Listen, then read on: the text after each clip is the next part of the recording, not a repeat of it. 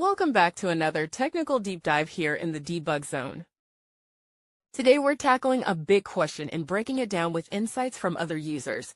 Hopefully this clears up some misconceptions and helps you get the answer you need.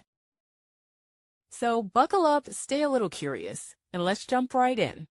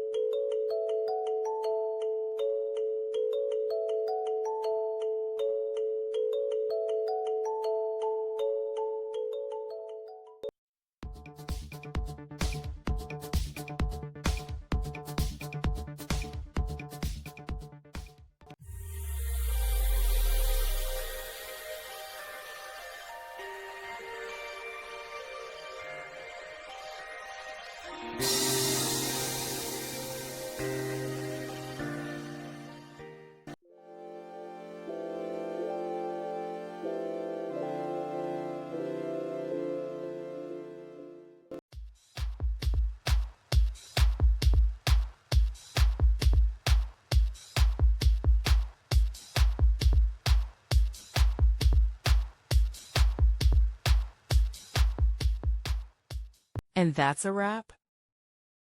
I hope you found the answer you were looking for. If you did, take a second to hit that subscribe button. It really helps out.